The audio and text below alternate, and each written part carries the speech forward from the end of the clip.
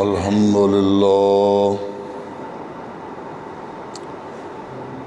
لله الذي هدانا لهذا وما كنا لنهتدي لولا أن هدانا الله أما بعد أعوذ بالله من الشيطان الرجيم بسم الله الرحمن الرحيم يا أيها الذين آمنوا اتقوا الله حق تقاته ولا تموتن إلا وأنتم مسلمون آمنت بالله وبآياته إن الله وملائكته يصلون على النبي يا أيها الذين آمنوا صلوا عليه وسلموا تسليما اللهم صل على سيدنا محمد النبي الأمي عليه وعلى آله وأصحابه وبارك وسلم وصل عليه. محترم بزرگوں اور نوجوان دوستو، گزشتہ 2-3 جمعوں سے اس بات پر ہمارا مذاکرہ ہو رہا ہے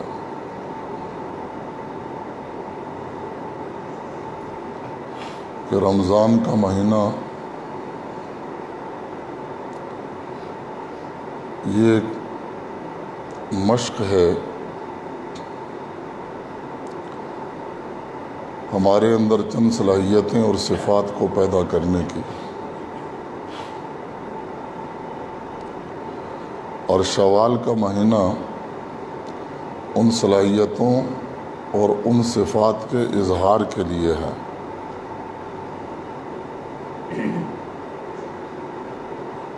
کیونکہ رمضان عباداتی سال کا پہلا مہینہ ہے،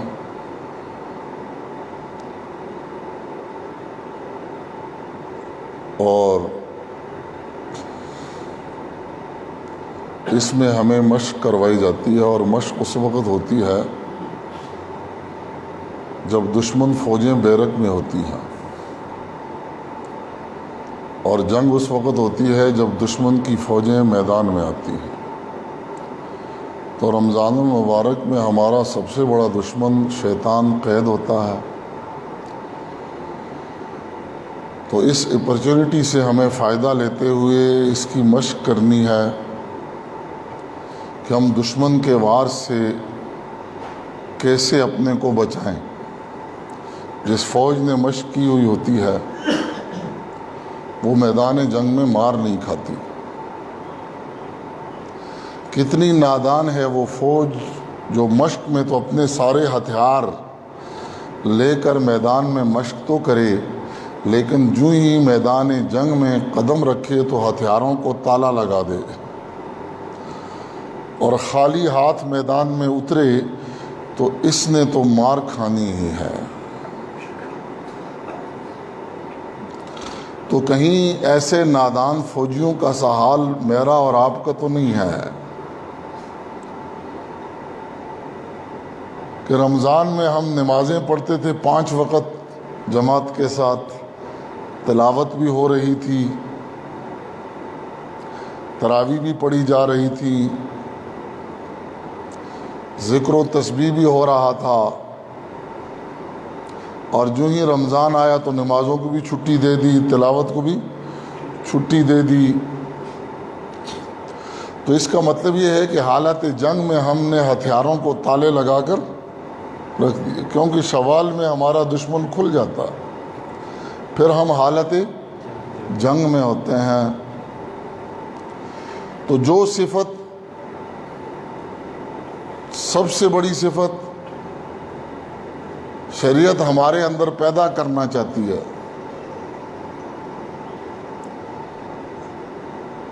رمضان شریف کے ان مجاہدات کے ذریعے، نماز کے ذریعے، روزوں کے ذریعے، تراویح کے ذریعے، وہ سب سے بڑی صفت کیا ہے کہ ہم دشمن کے وار سے بچے. اس بچنے کو تقوی کہتے ہیں. کیونکہ تقوی کے معنی کیا ہے؟ بچنا ہے.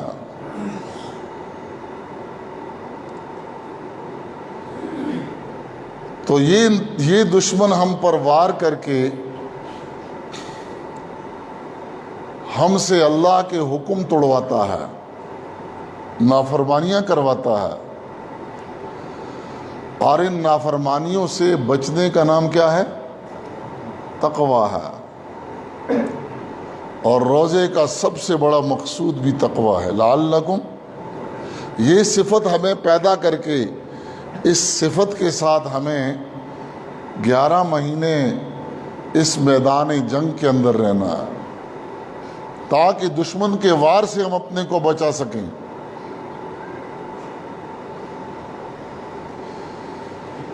یہ صفت پیدا ہی نہیں ہوئی تو ہم نے ہر قدم پر مار کھانی ہے.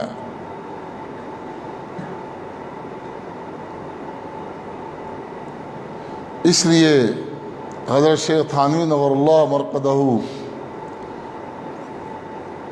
کے ملفوظات میں ہے کہ اس صفت کا حاصل کرنا یہ فرض عین ہے. یہ کیا ہے؟ فرض عین ہے. عالم بننا فرض عین نہیں، یہ فرض کفایہ ہے. حافظ بننا بھی فرض کفایہ ہے. مفسر بننا، محدث بننا بھی فرض کفایہ ہے. اگر چند لوگ بھی معاشرے کے اندر ان فرائض کو ادا کرنے والے ہوں تو باقیوں کے ذمہ سے یہ فرض ساقط ہو جاتا. لیکن تقوی کی صفت کا اختیار کرنا یہ کیا ہے؟ یہ فرض عین ہے. فرض عین وہ ہوتا ہے جو ہماری اپنی ذات کے لیے ہوتا ہے، اور فرض کفایہ وہ ہوتا ہے جو دوسروں کے لیے ہوتا ہے.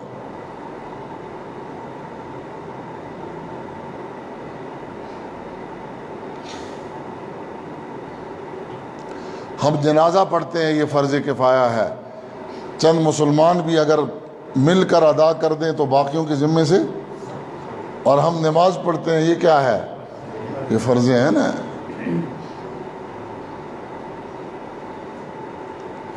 اس لیے یہ وہ صفت ہے کہ اگر یہ اندر پیدا ہو گئی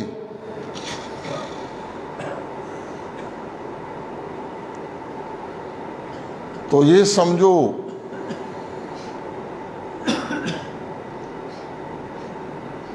کہ ساری نیکیوں کا حامل بن جائے گا، ساری نافرمانیوں سے بچ جائے گا.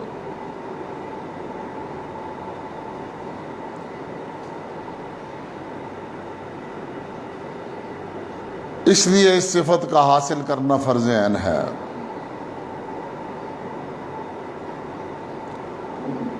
اور ان اسلامی عبادات کے ذریعے ان صفات کو پیدا کیا جانا مقصود ہے.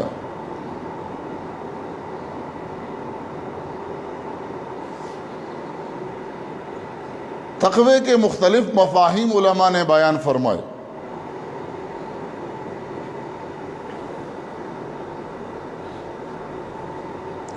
ایک اس کا ابتدائی مفہوم ہے، ایک اس کا عام مفہوم ہے، اور ایک اس کا خاص مفہوم ہے. تو پہلے اس کو سمجھا جائے، پھر اس کے مختلف مدارج بھی بیان فرمائے. ادنا درجہ کیا ہے، اوسط درجہ کیا ہے، اعلیٰ درجہ کیا ہے.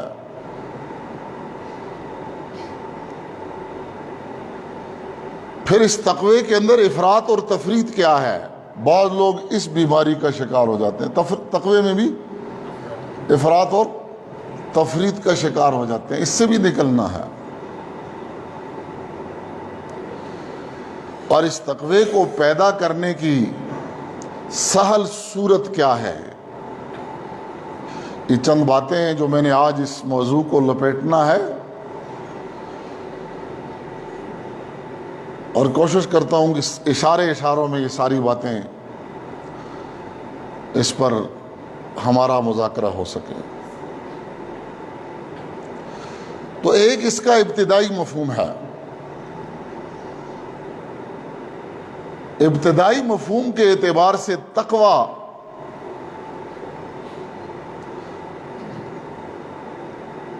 نافرمانی سے بچنے کو کہا جاتا ہے، فرمانبرداری پر چلنے کا نام تقوی نہیں ہے۔ اس لیے بعض علماء نے تقوی سے یہ مراد لیا ہے کہ تقوی نیک کام کرنے کو نہیں کہتے، تقوی برے کام سے بچنے کو کہا جاتا ہے۔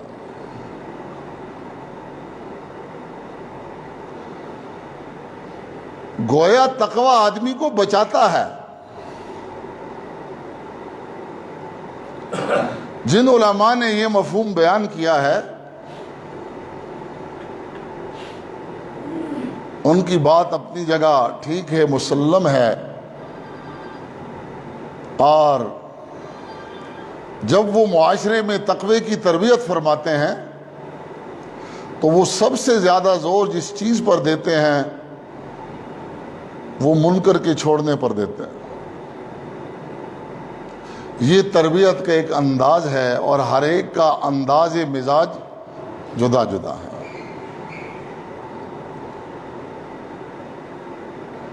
اس لیے یہ حضرات منکر سے بچنے کو تقوی کہتے ہیں، نیکی پر چلنے کو تقوی ان کے ہاں نہیں کہا جاتا۔ اس لیے وہ یہ کہتے ہیں کہ نیکی کے لیے قرآن پاک میں لفظ بر استعمال ہوا ہے، اور نافرمانی سے بچنے کے لیے لفظ تقوی استعمال ہوا ہے۔ گویا ایک ابواب البر ہیں اور ایک ابواب تقوی ہیں۔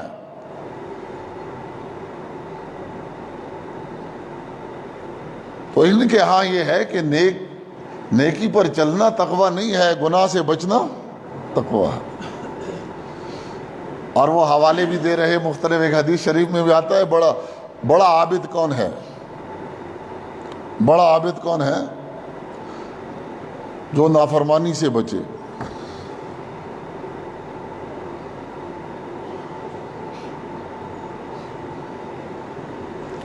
اس لیے یہ دو شعبے ہیں،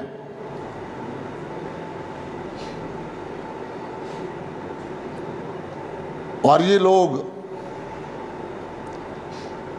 اس کی مثال ایسے دیتے ہیں جو نیکی کے کام بھی کرتا ہے، ساتھ ساتھ نافرمانی کے کام بھی کرتا ہے۔ تو یہ حضرات فرما رہے کہ اس کی مثال ایسے ہے جیسے آدمی پیسے لگائے، بھینس خریدے، گائے خریدے، پھر تکلیف اٹھا کر اس کے لیے گھاس کاٹے، اس کی رکھوالی کرے، پھر اس سے دودھ دھوئے۔ یہ ساری مشقتیں اٹھانے کے بعد اس میں ایک دو قطرے پیشاب بھی ڈال دے،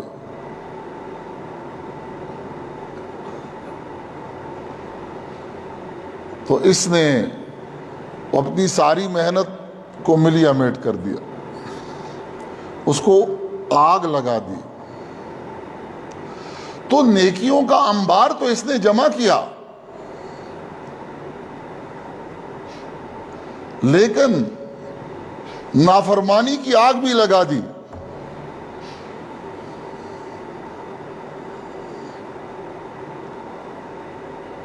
شیخ رومی رحمۃ اللہ علیہ اپنے بچے کو نصیحت کرتے ہیں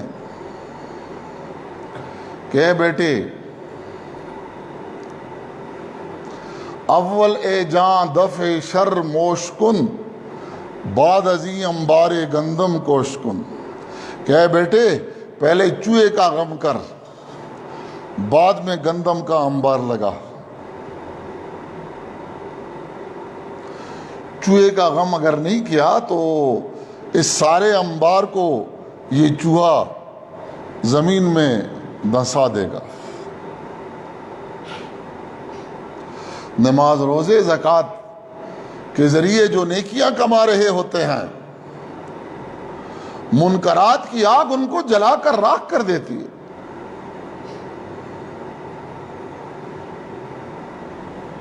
اس لیے منکرات سے اپنے کو بچائے۔ ایک اصول ہے، قاعدہ کلیہ اہل علم بیٹھے ہیں کہ دو چیزیں آ جائیں، جلب منفعت بھی ہو، دفع مضرت بھی ہو، تو کس چیز کو ترجیح دیں گے مولوی صاحب؟ دفع مضرت کو ترجیح دی جاتی ہے۔ اور منکر جو ہے یہ آپ کو ضرر دینے والا ہے، اور ضرر والی چیز سے بچنا بھی ایک نفع ہے۔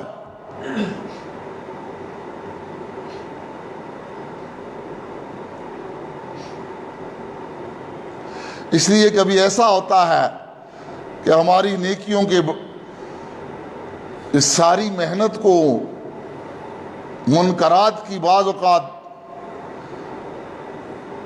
وہ آگ جلا کر راکھ کر دیتی۔ ہم چھوٹے چھوٹے ہوتے تھے، بازار میں ایک دیوانے ہوتے تھے، اس کو ہم حسین بابا کہتے تھے، یہ پرانے لوگ جانتے ہیں۔ مجذوب آدمی تھے، ننگ دڑنگ، اگی کی سردیاں اس زمانے کی، برف خوب پڑتی تھی، اور وہ اگی کے بازار میں ننگ دڑنگ ساری رات پھرتے تھے۔ دیوانے جو ہوئے،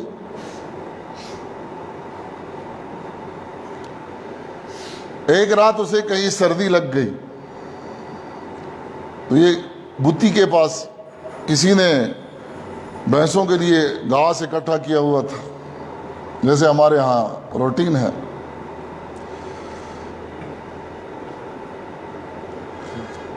گھاس کا بڑا انبار ہے،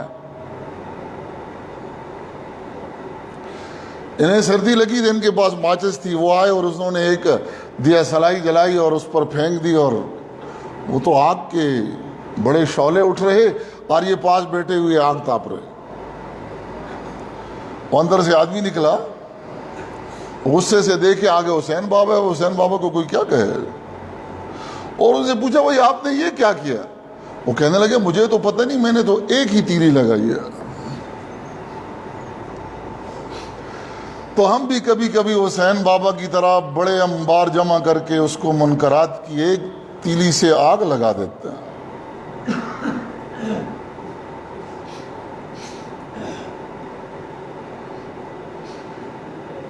اس لیے جو حضرات اس کا یہ مفہوم بیان کر رہے، وہ یہ فرماتے ہیں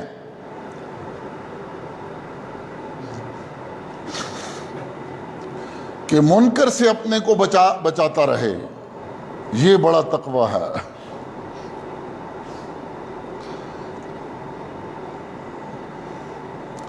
یہ اصل ہے۔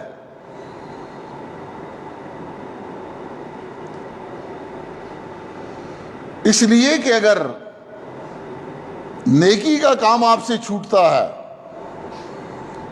اس کو اسم کہتے ہیں،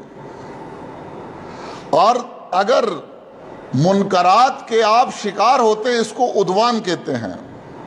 گویا منکر سے بچنا تقویٰ ہے، اور تقوی سے چھوٹنے سے آپ عدوان کا شکار ہوتے ہیں، نیکی کے چھوٹنے سے آپ اسم کا شکار ہوتے ہیں۔ اس لیے قرآن پاک نے ان چاروں کو ایک آیت کے اندر بیان کیا، تعاونوا علی البر والتقوی، آگے کیا ہے، ولا تعاونوا علی الاسم والعدوان، کیونکہ بر کے مقابلے میں اسم ہے، اور تقوی کے مقابلے میں کیا ہے، عدوان ہے۔ عدوان سرکشی اور بغاوت کو کہتے ہیں۔ اس لیے بعض علماء نے تقوی کا مفہوم کیا بیان فرمایا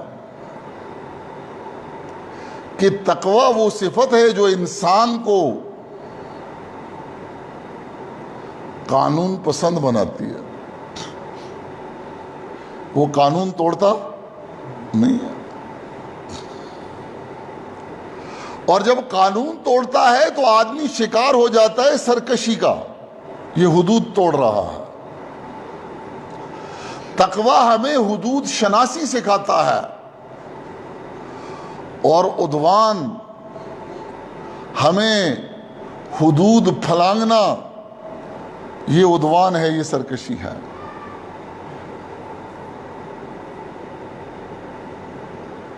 اس لیے ان کو اکٹھا بیان کیا گیا، تعاونوا علی البر والتقوی ولا تعاونوا علی الاثم والعدوان۔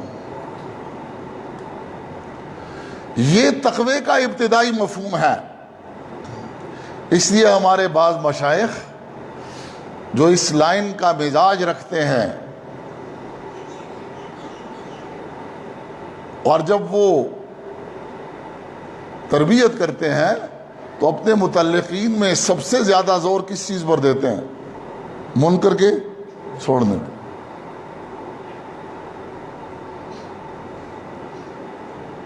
ہمارے بزرگوں میں بہتوں کا مزاج یہی تھا۔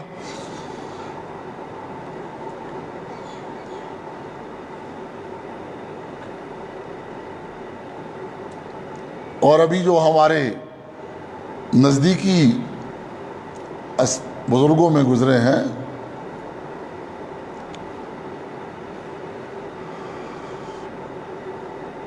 مفتی رشید احمد صاحب، ان کا یہی مزاج تھا۔ ان سے کوئی بیعت کے لیے آتا تو سب سے پہلے وہ دیکھتے اگر کوئی منکر ہے تو ان کو کہتے بھائی اس کو نکال کے پھر میرے پاس آؤ۔ خلاف سنت لباس اور خلاف سنت اگر چہرہ ہوتا، صف میں پیچھے نہیں کھڑے ہونے دیتے تھے، وہ پیچھے چلے جاؤ۔ یہ ان کا ایک مزاج ہوتا ہے، اور وہ اسی لائن پر تربیت کرتے ہیں۔ تو یہ ابتدائی مفہوم ہے تقوی کا۔ تو اس کے اعتبار سے تقوی نافرمانی کو چھوڑنے کا نام ہے، نیکی پر چلنے کا نام نہیں ہے۔ اس کا عام مفہوم کیا ہے؟ عام مفہوم کے اعتبار سے تقوی صرف نافرمانی سے بچنے کا نام نہیں ہے، یہ فرمانبرداری پر چلنے کا نام بھی ہے۔ ایک آدمی شراب نہیں پیتا لیکن وہ کوئی نیک کام بھی نہیں کرتا، نماز بھی نہیں پڑھتا، اور نیکی کے کام ہیں ان کو بھی نہیں کر رہا، آپ اس کو بھی تو متقی نہیں کہہ سکتے۔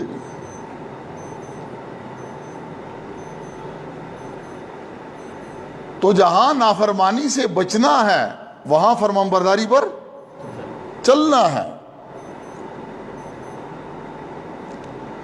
یہ حضرات اس کی مثال ایسے دیتے ہیں کہ بھائی جو ایک دم نافرمانی سے نہیں رکتا، اس کی طبیعت پر نفسانیت یا شیطانیت غالب ہے، اور وہ نافرمانی سے نہیں رک رہا، تو کم از کم اس کو فرمان برداری پر چلنے سے مت روکو۔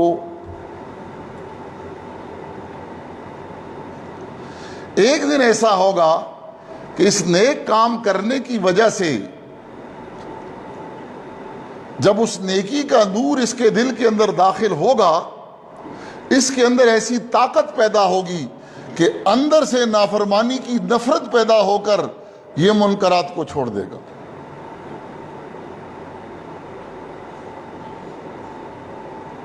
اس کی مثال حضرات یہ دیتے ہیں کہ معروف یا نیک کام کی مثال ایسے جیسے چلتا پانی، پانی چل رہا ہو، اس میں جتنی گندگی ڈالو اسے کیا کرتا ہے؟ صاف کرتا رہتا ہے۔ پانی کا ٹھہرنا ہی اس کے بدبودار ہونے کے لیے کافی ہے، اور جب ایک طرف پانی بھی ٹھہرا ہوا ہو اور دوسری طرف اس میں گندگی بھی ڈالی جا رہی ہو، پھر اس کا کیا کہنا کہ یہ معروفات پر چل بھی نہیں رہا، پانی ٹھہرا ہوا ہے، رکا ہوا ہے، اور منکرات کی گندگی بھی اس میں ڈالی جا رہی ہے، پھر یہ کتنا بدبودار ہو جائے گا۔ اس لیے ہمارے بعض بزرگوں کا مزاج یہ ہوتا ہے، یہ تصوف یہ چونکہ مزاجی تربیت کا نام ہے، تو جن کا مزاج یہ ہے تو وہ اپنے متعلقین کو معروفات پر چلاتے رہتے ہیں، منکرات سمیت۔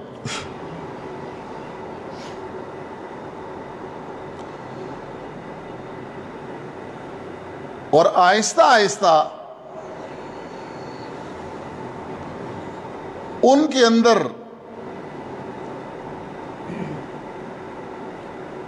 جب معروفات کا نور دل میں داخل ہوتا ہے تو تقوی کی صفت اندر آ جاتی ہے۔ یہ اس کے لیے منکرات سے بچنا بہت آسان ہو جاتا ہے۔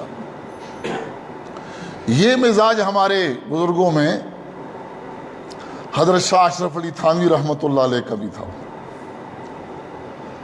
حضرت شاہ الیاس صاحب رحمۃ اللہ علیہ کا بھی تھا۔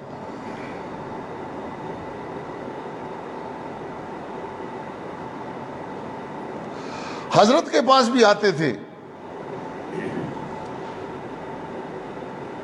اور حضرت ان کو معروفات پر چلاتے رہتے تھے۔ آہستہ آہستہ ایسا ہوتا کہ ان کی صحبتوں اور مجلسوں میں رہنے کی وجہ سے ان کے اندر منکرات کی نفرت پیدا ہو جاتی۔ اس لیے بہت سے صوفیاء کے خانقاہوں میں اور ان کے پاس بہت سے نافرمان جمع ہوتے ہیں۔ مجھے ایک صاحب کہنے لگے کہ وہ فلاں آدمی، اس کے پاس وہ فلاں جاتا ہے، وہ تو شراب بھی پیتا ہے، وہ زنا بھی کرتا ہے، وہ حرام بھی کھاتا ہے، اور وہ اس کو وظیفوں پر بھی لگایا ہوا ہے۔ اسے میں نے کہا بھائی دھوبی گھاٹ پر گندے کپڑے لائے جاتے ہیں کہ صاف؟ تو ان کا کام یہ ہے کہ ان کے گندے کپڑوں کو کیا کرنا ہے؟ صاف کرنا ہے۔ یاد رکھیں، یہ باہر گڈر کی گندگی صاف کرنا اتنا بدبودار نہیں ہے جتنے دلوں کے گڈروں کو صاف کرنا۔ ان کے اندر جو پلیتی ہوتی ہے اور صوفیاء جو ان کو صاف کرتے ہیں،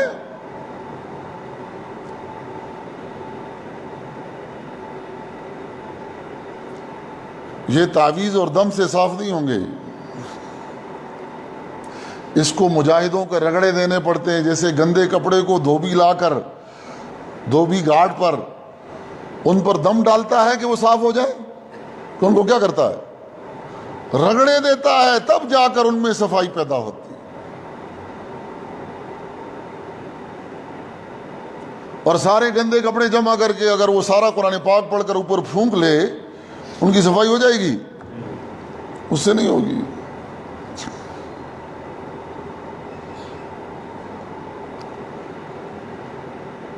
اس لیے ان کے اندر یہ تقوی پیدا ہو جاتا ہے۔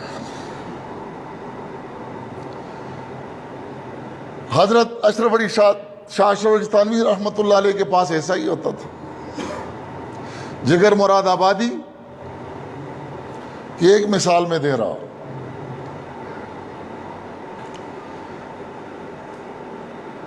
شراب کے رسیا تھے، قومی شاعر تھے اس زمانے میں ہندوستان کے۔ جیسے ہمارے قومی شاعر کون ہیں؟ یہ اس وقت ہندوستان کے قومی شاعر تھے۔ شراب کے اتنے عادی تھے کہ جس مشاعرے میں جاتے تھے اتنی شراب پیتے تھے کہ چارپائی پر اٹھا کر لے جانا پڑتا۔ تھانہ بھون میں حضرت کے پاس یہ دھوبی گھاٹ تھا، جس کو ہم خانقاہ کے نام سے یاد کرتے ہیں۔ یہ خانقاہ کیا ہے؟ یہ روح کا جو لباس ہے وہ تقوی ہے، اور جب وہ میلا ہو جاتا ہے اس کو دھونے کے لیے ہے۔ بھائی روح کے لباس کو کیا کہتے ہیں؟ تقوی۔ لباس التقوی ذالک خیر۔ تو روح کا لباس جو تقوی کا لباس ہے یہ بھی گندا ہو جاتا ہے، منکرات کے داغ اس پر لگ جاتے ہیں۔ ان کو دھونے کے لیے یہ دھوبی گھاٹ ہوتے ہیں۔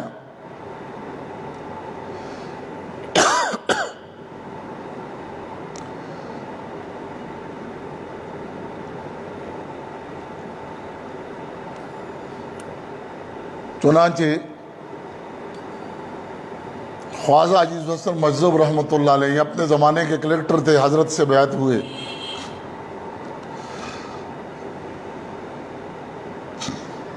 حضرت کے پاس جایا کرتے تھے، راستے میں جگر مراد آبادی ملے، پوچھا کدھر جا رہے ہو؟ فرمایا تھانہ بھون جا، اور میں بھی ساتھ جاتا ہوں۔ کہنے لگے وہ تو جانتے تھے ان کو، جو زمانے کے کمشنر کے پوسٹ کے آدمی تھے، جگر مراد آبادی قومی شاعر تھے، ایک دوسرے کو اچھا جانتے تھے۔ اور کہا میں پہلے حضرت سے اجازت لوں گا، کیونکہ مجھے پتا ہے کہ آپ بغیر شراب کے نہیں رہ سکتے، اجازت دی تو پھر آپ کو لے۔ وہاں گئے، حضرت سے بات کی، اس نے کہا بھائی ان کو لانا تھا، کیونکہ ان لوگوں کی نظر اس آدمی کے اندر کی ہمت پر پڑتی ہے۔ جس آدمی کے اندر ہمت قوی ہوتی ہے تو اس کو صحیح گائیڈ لائن نہ ملنے اور صحیح ماحول نہ ملنے کی وجہ سے وہ دین میں آگے، بے دینی میں آگے بڑھ جاتا ہے، اور اگر اس کا امالہ کر لیا جائے، رخ کو پھیر لیا جائے، تو وہ اسی رفتار سے دین میں بھی آگے بڑھ جاتا ہے۔ یہ پاچڑ قسم کا آدمی نہ ادھر کا ہوتا ہے نہ ادھر کا ہوتا ہے۔ تو حضرت نے فرمایا اس کو لانا تھا۔ بہرحال وہ آ گئے تو حضرت نے ان کو خانقاہ میں ایک کمرہ دے دیا اور اسے کہا کہ جو کچھ کرنا ہے آپ نے کمرے میں جو مرضی ہے کرو، لیکن میری مجلس میں عصر کے بعد آنا تو اتنا کریں کہ شراب کا نشہ نہ ہو۔ نشے میں آدمی کو بات سمجھ نہیں آتی، اس لیے کیا کہا کہ آپ کو نشہ نہ ہو۔ اور جانتے ہو کہ سب سے زیادہ خطرناک نشہ کون سا ہے؟ جس میں بات بالکل سمجھ نہیں آتی۔ وہ دو نشے ہیں، اللہ کے نبی نے فرمایا وہ دو نشے ہیں، بڑے خطرناک نشے ہیں۔ میری امت کو جب یہ دو نشے چڑھ جائیں نا، ان کو بھی بات سمجھ نہیں آئے گی اور یہ بھی ٹریک سے اتر جائیں گے۔ ایک جہالت کا نشہ ہے اور ایک عیش کا نشہ ہے۔ یہ شراب کے نشے سے کہیں زیادہ سخت ہے، یہ کہیں زیادہ سخت نشے ہیں، اس میں بھی بات سمجھ نہیں آتی۔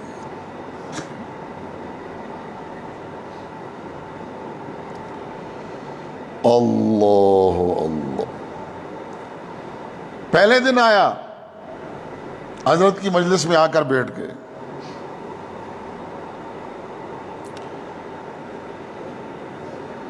شراب پیا ہے، سوئے ہوئے ہیں، عصر کے وقت آئے، آ کر حضرت کی مجلس میں بیٹھ گئے۔ کہتے ہیں پہلے دن کا اثر مجھ پر مجلس کا یہ ہوا کہ دروازے تک میرا اثر تھا، میرا جو کمرہ تھا اس کے دروازے تک مجھ پر خوب اثر رہا حضرت کی باتوں کا۔ جو ہی اندر گیا شراب کی بوتل پر نظر پڑی، برداشت نہ ہوا، شراب پی اور سو گیا۔ ہماری طرح کوئی اگر دین کا کام کرنا چاہے تو ڈنڈا لے کر خوب پٹائی کرے گا اس کی۔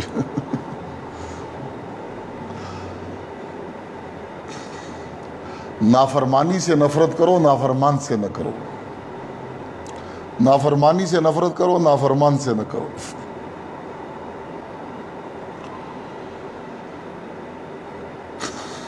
یہ امت کو خاص ڈگر پر چلانا یہ کوئی اتنا آسان کام نہیں ہے۔ دوسرے دن پھر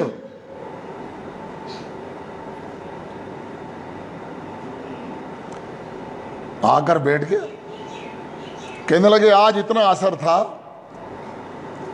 کہ دروازے کے اندر تک مجھ پر اثر رہا اور شراب کی بوتل کی طرف ہاتھ نہیں جا رہا، لیکن تھوڑی دیر کے بعد وہ اثر ختم ہوا، پھر شراب پی اور سو گیا۔ تیسرے دن پھر جب آ کر بیٹھا تو کہنے لگے آج بات اندر اتر گئی تھی، آج بات اندر اتر گئی تھی، روتے روتے ہچکیاں بن گئی، وہیں پر حضرت کے ہاتھ پر بیعت کی، توبہ کی۔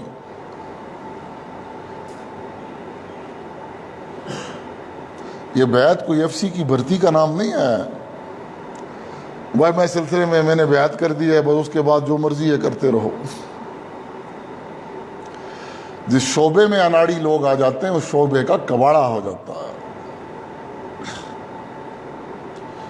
بیعت نام ہے توبہ کا، اور اپنی توبہ پر کسی کو گواہ بنانا ہے جس کے ہاتھ پر توبہ کی ہے۔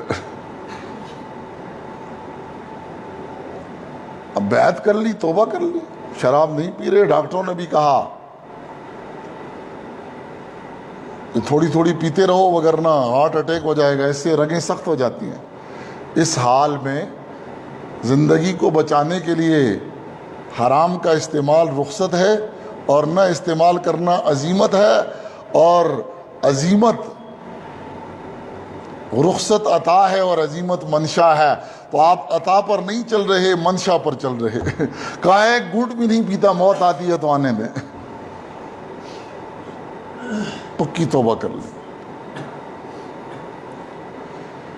شکل و صورت سنت کے مطابق ہو گئی، حج کے لیے تشریف لے گئے، واپس آئے تو چہرہ سنت کے مطابق سفید پگڑی پہنی ہوئی، اور شیشے میں اپنا چہرہ دیکھا، سنت میں تو وجاہت ہے۔ بڑا خوبصورت نظر آیا، اپنے ساتھ ایک شعر کہا، چلو آؤ دیکھیں تماشا جگر کا، سنا ہے وہ کافر مسلمان ہو گیا۔ یہ شعر حضرت تھانوی صاحب کو پہنچا تو حضرت یہ جب واپس آئے ان سے ملنے کے لیے تو حضرت یہ شعر پڑھتے پڑھتے ان کے استقبال کے لیے نکلے، چلو آؤ دیکھیں تماشا جگر کا، سنا ہے وہ کافر مسلمان ہو گیا۔ اب یہ کیا تھا؟ معروف پر چلاتے رہو، اندر سے منکر کی نفرت پیدا ہو جائے۔ ڈاکٹر ابدھائی صاحب رحمۃ اللہ علیہ اپنے زمانے کے بہت بڑے وکیل تھے، ہمارے دادا پیر ہیں، حضرت سے بیعت ہوئے۔ اس زمانے میں انگریز کی وکالت کو علماء نے حرام لکھا تھا، آج کی وکالت نہیں۔ اس وقت انگریز کے ساتھ ہر قسم کا تعاون فتویٰ تھا، چونکہ اعلان جہاد ہو چکا تھا، تو جو اعلان جہاد کے موقع پر پھر حکومت کے ساتھ تعاون کرنا یہ ٹھیک نہیں ہے، وکالت کرتے تھے۔ حضرت سے بیعت ہوں گے، ایک دن آئے اور آ کر کہنے لگے حضرت مجھے وکالت سے نفرت ہو گئی ہے۔ حضرت نے نہیں کہا کہ اس کو چھوڑ دو، کہا مجھے وکالت سے نفرت ہو گئی ہے۔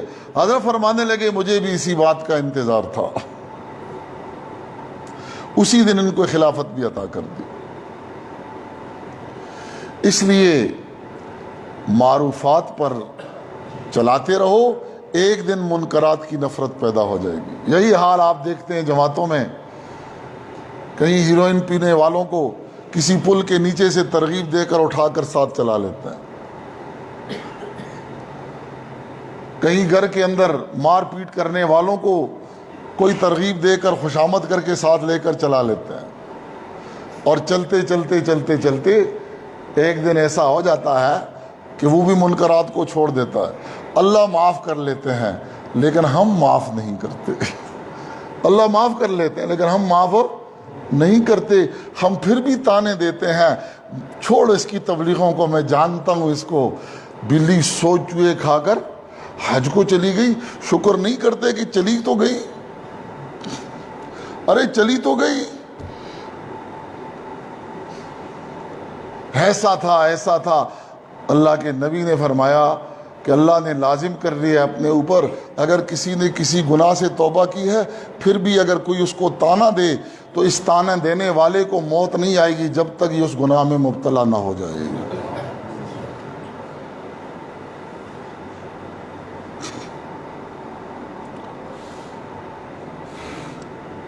اس لیے نیکیوں پر اطراحٹ نہ پیدا کرو،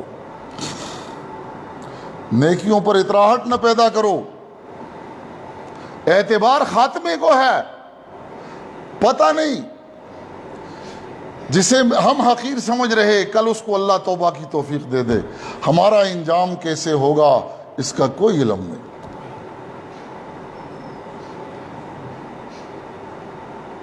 اس لیے تقویٰ ڈرنے کا نام ہے اور ڈرتے ہوئے کرنے کا نام ہے۔ تقویٰ ڈرنے کا نام ہے اور ڈرتے ہوئے کرنے کا نام ہے۔ جس کے دل میں یہ ہوگا تو اس کے اندر کبھی بھی اطراحٹ نہیں پیدا ہوگی بلکہ گھبراہٹ پیدا ہوگی۔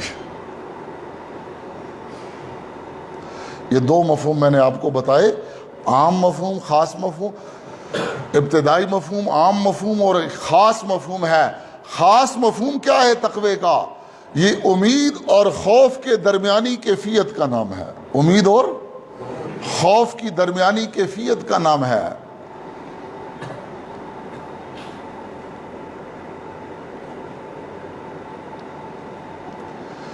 ان دو کے درمیان ایمان ہے۔ ایک صحابی کی نزع کی کیفیت ہے، اللہ کے نبی پاس آئے، پوچھا کیا حال ہے؟ فرمایا اللہ پاک کی ذات سے، اس کی رحمت کی بنا پر امید ہے اپنی بخشش کی، اور اپنے گناہوں کی بنا پر مردود ہونے کا خوف بھی دل میں پڑا ہوا ہے۔ فرمایا بس یہی ایمان ہے۔ ایک طرف اللہ کی ذات پر جب نظر پڑے تو ہمیں امید پیدا ہو جائے، نا امیدی نہ ہو۔ لا تقنطوا من رحمت اللہ، اللہ کی رحمت سے نا امیدی پیدا نہ ہو۔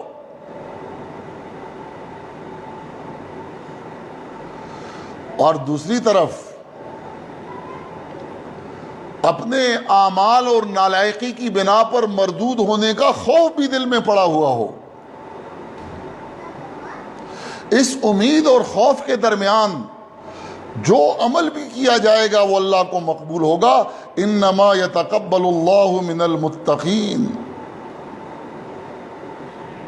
اللہ پاک اسی کے عمل کو قبول فرماتے ہیں جو تقوی کی اس کیفیت کے ساتھ عمل کرتا ہے۔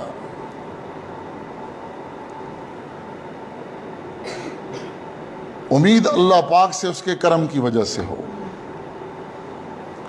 اور خوف اپنی نالائقی کی وجہ سے ہو۔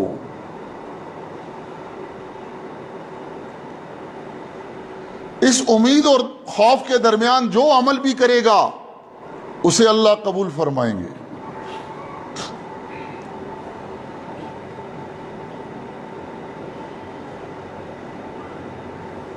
لیکن بعض اوقات یہ بھی ہوتا ہے، امید میں بھی بگاڑ آ جاتا ہے، خوف میں بھی بگاڑ آ جاتا ہے۔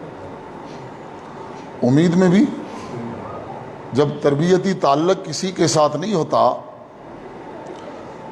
امید جیسی صفت محمود بھی صفت مذموم بن جاتی ہے، اور خوف جیسی صفت محمود بھی صفت مذموم بن جاتی ہے۔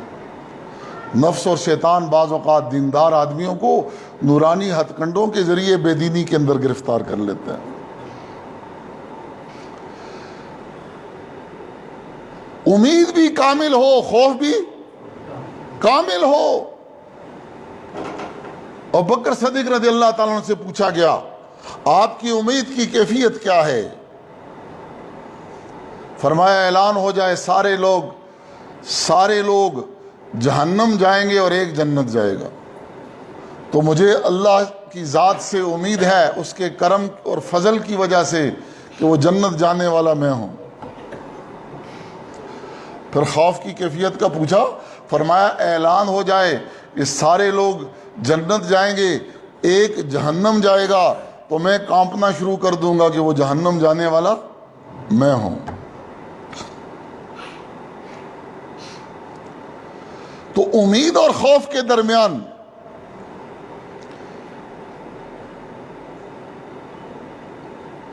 یہ کیفیت ہو، لیکن کبھی امید کے اندر بھی بگاڑ آ جاتا ہے اور کبھی خوف کے اندر بھی بگاڑ آ جاتا ہے۔ اس لیے قرآن پاک نے امید کی 3 کیٹیگریز بیان کی ہیں۔ ایک کیا ہے؟ اس کو رجا کہتے ہیں، ایک کو امانی کہا جاتا ہے اور ایک کو غرور کہا جاتا ہے۔ رجا، امانی اور غرور۔ رجا کیا ہے؟ اسباب کامل کے ساتھ امید کامل ہو، اسباب اس کو رجا کہتے ہیں۔ امانی کیا ہے کہ اسباب ناقص کے ساتھ امید کامل ہو۔ غرور یا دھوکہ کیا ہے؟ اسباب مخالفہ کے ساتھ امید کامل ہو۔ میں اس کی مثال دیتا ہوں تاکہ بات ذرا آسانی سے سمجھ میں آ جائے۔ مثلا ایک زمیندار ہے،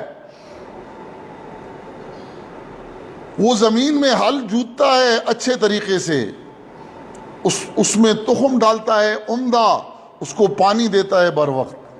یہ اسباب کامل ہیں، اور سنت الہی یہ ہے کہ جو اسباب کامل اختیار کرتا ہے اللہ پاک اس کو نتیجہ بھی کامل دیتے ہیں۔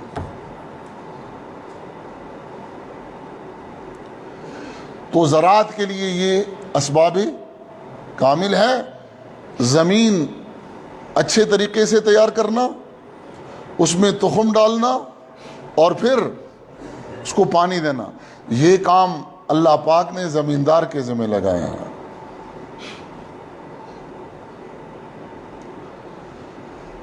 اور جب زمیندار یہ کام کر دیتا ہے، زمیندار فصل نہیں ہوگا، فصل کون اگاتا؟ اگاتے اللہ پاک ہیں۔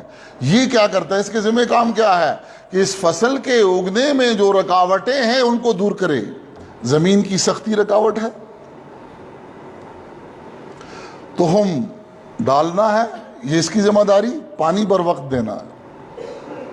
اس کے بعد اس کے دماغ کو بھی قدرت ٹھیک کرنے کے لیے کیا کہہ رہی ہے؟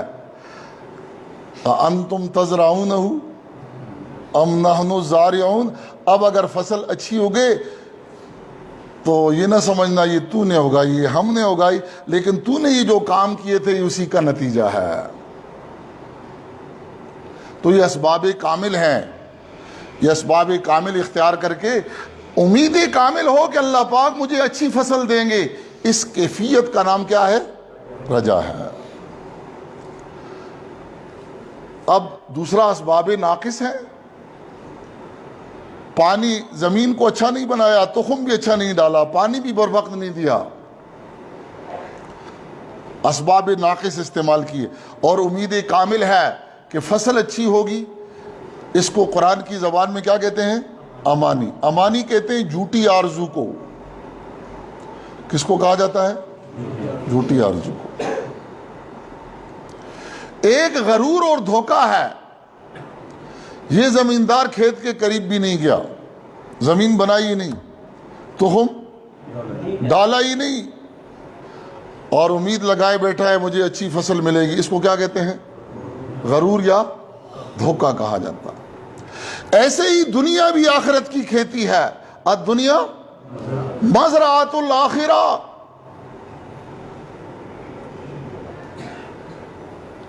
یہاں بھی ہم نے اعمال بونے ہیں، اس کا صلہ آخرت میں کاٹنا ہے۔ از مکافات عمل غافل مشو، گندم از گندم برویت جو از جو۔ کتنا نادان ہے وہ کسان جو بوتا کانٹے ہے اور اس انتظار میں ہے کہ یہاں گلاب کے پھول لگیں گے۔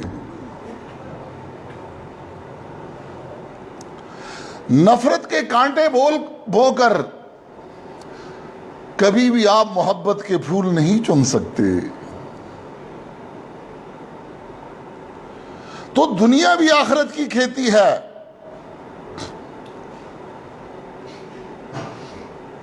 یہاں پر بھی ہم نے جو عمل بوئیں گے اسی کو ہم نے کاٹنا ہے۔ فَمَن يَعْمَلْ مِثْقَالَ ذَرَّةٍ خَيْرًا يَرَهُ وَمَن يَعْمَلْ مِثْقَالَ ذَرَّةٍ شَرًّا يَرَهُ۔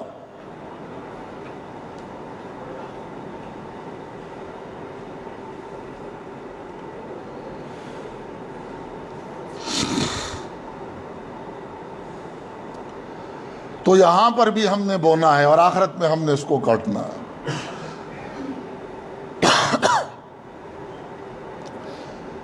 ایمان کی زمین خوب بناؤ، عمل کا تخم اس میں خوب ڈالو، اور پھر منکرات کی آگ سے بھی اپنی فصل کو بچاتے رہو۔ منکرات کی آگ سے بھی اپنی فصل کو بچاتے رہو۔ اب یہ نادان فصل اگا کر اس کے قریب آگ بھی لگا رہا ہے، اور پھر انتظار میں فصل بھی اچھی اگے گی۔ تو اپنی اس کھیتی کو منکرات کی آگ سے بھی بچاتے رہو، اس کی حفاظت کرنی بھی بڑی ضروری ہے۔ جس نے ایمان اور عمل پر خوب محنت کی یہاں، اور پھر اللہ سے رحمت اور مغفرت کی امید لگائے بیٹھا ہے محض اس کے کرم کی وجہ سے، کیونکہ ہمارے اعمال یہ تو اس کے کرم ہی سے قبول ہوں گے۔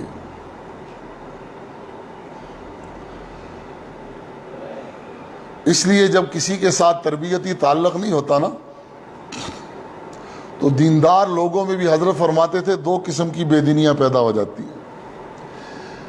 ایک کیا ہے، ان میں کبر محض پیدا ہو جاتا ہے، اور دوسری اس میں تواضع مفرط پیدا ہو جاتی ہے۔ کبر محض کیا ہے؟ یہ عمل کر کے عمل نہ کرنے والے کو حقیر سمجھتا ہے۔ اس میں تقوی کا تکبر آ جاتا ہے۔ کس کا تکبر؟ تقوی کا تکبر آ جاتا ہے۔ اور تکبر کے مختلف اسباب ہیں، اور تکبر روحانی بیماریوں کی ماں ہے، اس کو ام الامراض کہا جاتا ہے۔ وزارت اور حکومت بھی اس کا ایک سبب ہے، حسن و جمال بھی اس کا ایک سبب ہے، حسب اور نسب بھی اس کا ایک سبب ہے، علم و تقوی بھی اس کا ایک سبب ہے۔ جب کسی کے ساتھ اصلاحی تعلق نہیں ہوگا تو دیندار آدمی وہ علم اور تقوی کے تکبر کا شکار ہوگا۔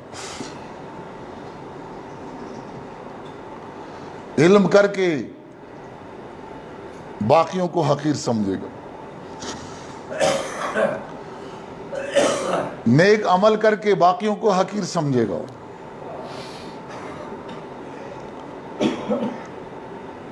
تو یہ بیماری ہے دینداروں کے اندر پیدا ہو جاتی ہے۔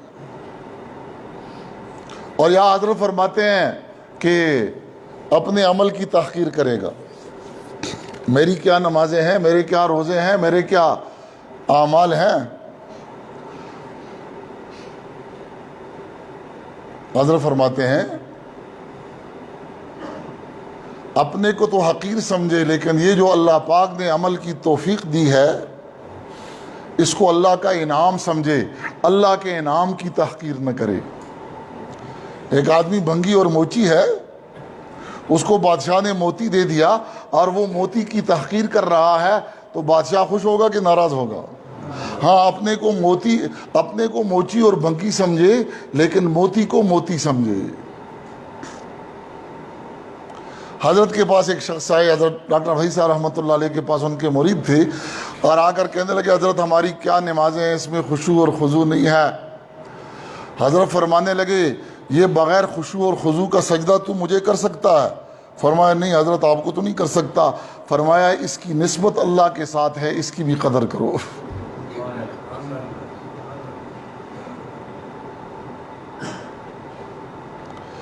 اب اس بیماری کا علاج صوفیہ کیا بتاتے ہیں کہ پڑھا کرو بار بار لا حول ولا قوت الا باللہ، کہ نیکی پر چلنے کی طاقت میرے اندر نہیں ہے اور گناہ سے بچنے کی طاقت بھی میرے اندر نہیں ہے۔ نیکی پر چل رہا ہوں تو یہ اس کی کرم نوازی اور اس کی عطا ہے، گناہ سے بچ رہا ہوں تو یہ بھی اسی کی عطا ہے، تاکہ اس کے اندر اطراحٹ بھی پیدا نہ ہو اور عمل کی تحقیر بھی پیدا نہ ہو۔ بہرحال ایک کیفیت کا نام رجا ہے، اور رجا کیا ہے؟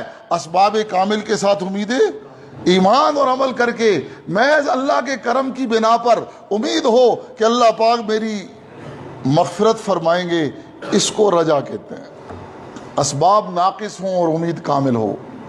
ایمان بھی ناقص اور عمل بھی ناقص. اچھا جی کتنی نمازیں پڑھتے ہو؟ 3 پڑھتا ہوں. کتنی پڑھتا ہوں؟ اب 3 نمازیں نہ تورات میں ہیں، نہ زبور میں ہیں، نہ انجیل میں ہے، نہ قرآن میں ہے. 4 بھی نہیں ہیں. کتنی ہیں؟ 5 ہیں. یہ جو 3 4 پڑھتے ہیں یہ پتہ نہیں کہاں سے لی ہیں، یہ تو کسی آسمانی کتاب میں نہیں ہے. تو جو 3 4 پڑھ کر ارے 5 نمازیں پڑھو تو کیا کہتے ہیں؟ اللہ غفور، اس کو امانی کہتے ہیں. ایمان بھی ناقص، عمل بھی ناقص اور امانی کا شکار یہ یہود و نصارہ ہو گئے تھے، اور اسی چیز نے ان کو بگاڑ دیا تھا. ان کا ایمان بھی ناقص تھا. عیسیٰ علیہ السلام کو مانتے تھے، موسیٰ علیہ السلام کو مانتے تھے، سارے انبیاء کو مانتے تھے، حضور کو نہیں مانتے تھے. ایمان کیا تھا؟ ایمان تھا لیکن ناقص. کتابوں کو مانتے تھے، قرآن کو نہیں مانتے تھے. ایمان تھا ناقص. ایمان بھی ناقص، عمل بھی ناقص، لیکن امید کامل تھی.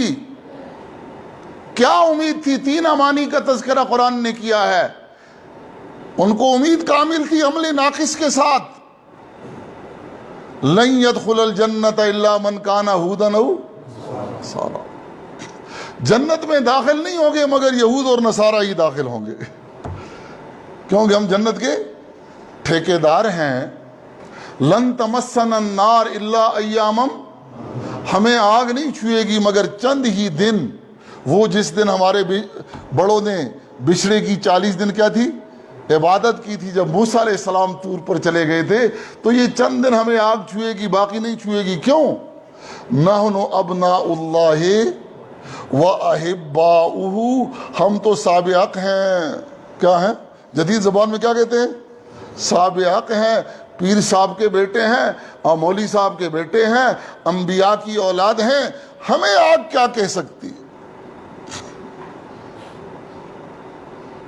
یوں تو سید بھی ہو، مرزا بھی ہو، افغان بھی ہو، تم سبھی کچھ ہو، پر یہ بتاؤ کہ مسلمان بھی ہو. یوم ینفخ فی الصور فلا انصاب بینہم، جب سور پھونکی جائے گی پھر نسب کام نہیں آئے گا، عمل کام آئے گا.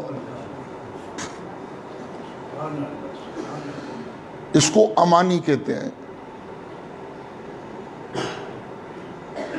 اس امانی نے یہود کو بھی بگاڑ دیا تھا، اس امانی نے اس امت کو بھی بگاڑ دیا ہے. قرآن پاک کیا کہتا ہے؟ تِلْكَ أَمَانِيُّهُمْ قُلْ هَاتُوا إِن كُنتُمْ صَادِقِينَ. اگر تم سچے ہو تو کوئی دلیل لے آؤ.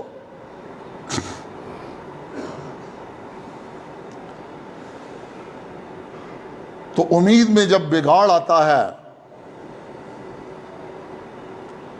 تو رجا، امانی، اور تیسری چیز کیا ہے؟ غرور. غرور دھوکے کو کہتے ہیں. غرور کیا ہے؟ اس کسان نے کھیت کا منہ بھی نہیں دیکھا، خالی نہیں جوتا، تخم بھی نہیں ڈالا اور پانی بھی نہیں دیا. اللہ غفور رحیم ہے. نہ ایمان سیکھا اس بدبخت نے، نہ اعمال کو زندگی میں لانے کی کوشش کی.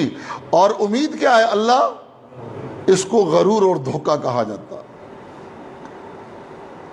یہ دھوکہ ہے، اس دھوکے سے نکلنا ہے. وَغَرَّكُمْ بِاللَّهِ الْغَرُورُ، اور اس دھوکے میں ان کو دھوکہ باز مبتلا کرتا ہے. اور سب سے بڑا دھوکہ باز، ہمارا سب سے بڑا دشمن، وہ نفس اور شیطان ہے. تو جو اعمال مخالفہ کے ساتھ امید کامل رکھا ہوا ہے اس کو غرور اور دھوکہ کہا جاتا ہے. اس لیے امید ہونی چاہیے، لیکن جب کسی کے ساتھ اصلاحی تعلق نہیں ہوتا، امید جیسی اچھی صفت بھی بری بن جاتی ہے. اس لیے اس کے اندر بھی اعتدال لانا یہ کام ہے کسی مربی کا. بعض اوقات خوف ہاں خوف وحشت میں بدل جائے. خوف دو قسم کا, ایک خوف کو وحشت کہتے ہیں اور ایک خوف کو خشیت کہتے ہیں. خشیت کیا ہے؟ بس یہی تقوی ہے. خشیت نام ہے محبت برے خوف کا اور تقوی نام ہے محبت برے خوف کا. جس خوف میں محبت اور عظمت نہیں ہوتی اس کو وحشت کہتے ہیں. پھر اس آدمی کے دل میں خوف ہوتا ہے لیکن خشیت نہیں ہوتی, کیا ہوتی ہے؟ وحشت ہوتی ہے. اور یہ اپنے گناہوں کی وجہ سے اللہ کی رحمت سے مایوس ہو جاتا ہے. اپنے گناہوں کی وجہ سے اللہ کی رحمت سے مایوس ہو جاتا ہے. لا تقنطوا من رحمت اللہ ان اللہ یغفر الذنوب جميعا. وہ سارے کے سارے معاف کر دے تو اس کی خدائی میں کوئی کمی نہیں آتی. لیکن کوئی معافی چاہے بھی تو وہ غفار تو ہے, لیکن کس کے لیے؟ لمن تابا وآمن وعمل صالحا. فرمایا میں غفار تو ہوں کس کے لیے؟ جو معافی مانگنا چاہے بھی تو اس کے لیے. تو یہ امید اور خوف کے درمیانی کیفیت کا نام ہے.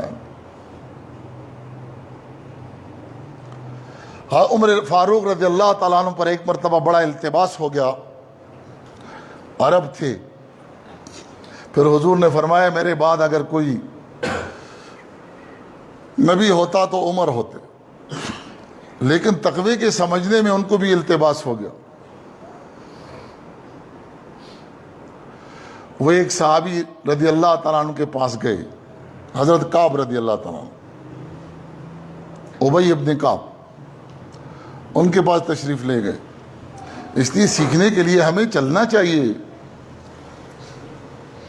اہل علم کے پاس ہمیں چلنا چاہیے, چاہے جتنا بڑا عہدے والا بھی ہو, اہل علم کے پاس اس کو چلنا چاہیے. تو عمر فاروق رضی اللہ عنہ ابی ابن کعب رضی اللہ عنہ سے پوچھتے ہوئے شرماتے نہیں ہیں, پوچھ رہے. اور کیا پوچھتے ہیں؟ یہ تقوی کیا ہے, یہ تقوی کیا ہے؟ تو حضرت نے ان کو ایک تمثیل سے سمجھایا. کبھی کسی خاردار جھاڑی سے گزرنا پڑا ہے؟ فرمایا ہاں کئی مرتبہ گزرے. کیسے گزرے؟ فرمایا کپڑوں کو بھی سماٹ کر اور بدن کو بھی سماٹ کر تاکہ کانٹے اس کو نہ لگیں. فرمایا بس یہی تقوی ہے. اس شعرائے زندگی پر جہاں چاروں طرف اللہ کی نافرمانی کے کانٹے لگے ہوئے ہیں, ان سے اپنے آپ کو بچا کر منزل کو پہنچ جانا, اس کا نام کیا ہے؟ تقوی ہے.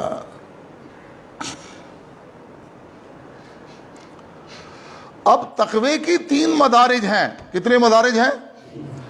وقت ختم ہو رہا ہے, باقی باتیں تو میں پھر کروں گا. یہ 3 مدارج میں بیان کر لیتا ہوں. ایک ادنا درجہ ہے, ایک اوس درجہ ہے اور ایک اعلیٰ درجہ ہے. ادنا درجہ کیا ہے تقوی کا؟ کہ آدمی حرام سے بچے. کس سے بچے؟ حرام سے بچے. حلال بھی واضح ہے اور حرام بھی. الحلال بین والحرام, میں کیا تعلق صرف کھانے سے نہیں ہوتا, دیکھنے میں بھی ایک دیکھنا حلال ہے اور ایک دیکھنا حرام ہے. سننے میں بھی ایک سننا حلال ہے, ایک سننا حرام ہے. بولنے میں بھی ایک بولنا حلال ہے, ایک بولنا حرام ہے. سوچنے میں بھی ایک سوچنا حلال ہے اور ایک سوچنا. دوسرے مسلمان پر بدگمانی یہ حرام سوچ ہے, دوسرے پر خوشگمانی یہ حلال سوچ ہے. ہم بعض اوقات صرف کھانے تک ہی حلال اور حرام کو محدود کر دیتے ہیں, اور پھر کھانے میں بھی ہم کتے کا گوشت نہیں کھاتے. کیوں؟ گدھے کا بھی نہیں کھاتے, لیکن رشوت اور سود کے پیسوں سے بکرے کا گوشت لا کر اس کو حلال سمجھ کر کھاتے ہیں. آپ مجھے بتائیں کہ اس کتے کے گوشت میں اور رشوت کے ذریعے لایا ہوا بکرے کے گوشت میں دونوں کے حرام ہونے میں کوئی فرق ہے؟ لیکن ہم نے بھی حلال اور حرام کے کچھ اپنے پیمانے رکھے ہوئے ہیں، کچھ اپنے پیمانے رکھے ہوئے ہیں۔ تو تقوی کا ادنا درجہ کیا ہے کہ کتے کے گوشت سے بھی بچنا ہے اور رشوت کے ذریعے لائے ہوئے بکرے کے گوشت سے بھی، دونوں حرام ہیں، ان سے بچنا ہے۔ سود کے ذریعے لائی ہوئی قربانی کے گوشت سے بھی بچنا ہے۔ تو یہ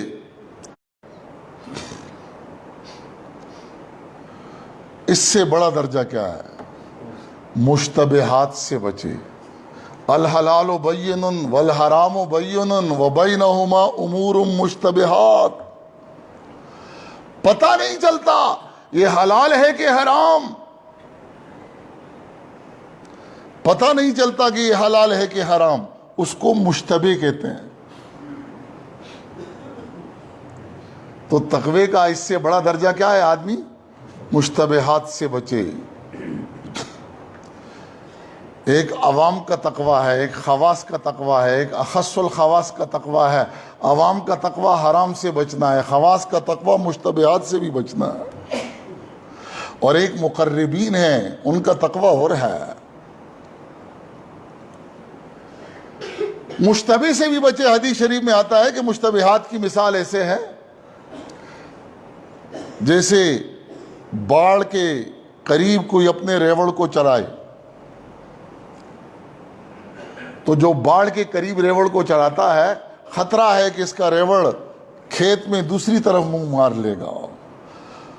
تو حرام سے بچنے کے لیے بہتر ہے کہ مشتبہ سے بچے۔ جب مشتبہ سے بچے گا تو حرام سے بدرجہ اولا بچے گا۔ مشتبہ باڑ ہے حرام کی، اور فرمایا جو مشتبہات کھاتا ہے ہوتے ہوتے وہ حرام میں پڑ جاتا ہے۔ اور جو مشتبہ سے بچا، اس نے اپنے ایمان اور اپنی عزت کو بچا لیا۔ جو مشتبہ میں پڑا، ہوتے ہوتے حرام میں پڑھ کر اپنے ایمان اور عزت کو داؤ پر لگا دیتا ہے۔ تو تقوی کا دوسرا درجہ کیا ہے؟ مشتبہات سے بچے۔ اور تقوی کا تیسرا درجہ کیا ہے؟ ہر غافل کر دینے والی چیز سے اپنے کو بچائے۔ حلال سے بھی اتنا نہ کھائے کہ اس پر غفلت طاری ہو جائے، حلال سے بھی اتنا نہ کھائے کہ اس پر لایانی کو چھوڑ دے، ایسے کام نہ کرے جس کے کرنے میں کوئی ثواب نہیں، نہ کرنے میں، کیونکہ لایانی یہ آدمی کو غفلت میں ڈال دیتے ہیں۔ من حسن الاسلام المرء ترکہ ما لا یعنی۔ اسلام کا حسن یہ ہے کہ آدمی لایانی کو چھوڑ دے۔ لایانی تین قسم کا ہوتا ہے: عبث، لعب، لہو۔ عبث وہ لایانی ہے جس میں نہ مزہ ہے نہ فائدہ ہے، لیکن کر رہا ہے، وقت ضائع کرتا ہے، فضول۔ لعب وہ لایانی ہے جس میں مزہ ہے، فائدہ کوئی نہیں۔ اور لہو وہ لایانی ہے جس میں مزہ ہے، اور اتنا مزہ ہے کہ اس میں لگ کر ضروری کام سے رہ جائے۔ پہلے کو تغالی کہتے ہیں، دوسرے کو انہماک کہتے ہیں، اور تیسرے کو جہود کہتے ہیں۔ اس کی باؤنڈری پھر آگے جا کر کفر سے ملتی جلتی ہے، کیونکہ ہر نافرمانی یہ کفر کا قاصد ہے۔ ہر نافرمانی یہ کفر کا قاصد ہے۔ یہ ہوتے ہوتے نافرمانیوں سے آگے جا کر یہ فاسق بن جاتا ہے، فاسق سے ہوتے ہوتے یہ فاجر بن جاتا ہے، فاجر سے ہوتے ہوتے یہ مجاہر بن جاتا ہے، اور مجاہر سے ہوتے ہوتے یہ آگے کفر میں پہنچ جاتا ہے۔ اس کے لیے اس تقوی کو سیکھنا اور اپنانا ضروری ہے، اور یہ اسلامی عبادات یہی چیز ہمارے اندر پیدا کرنا چاہتی ہیں۔ اب یہ تقوی، اس کے مدارج میں نے بتائے، اس کی تعریف میں نے بتائی۔ اب اس تقوی میں بھی بعض اوقات افراط اور تفریط ہو جاتا ہے، اور وہ کیا ہے، اور اس کو پیدا کرنے کا آسان ذریعہ اور وسیلہ کیا ہے، انشاءاللہ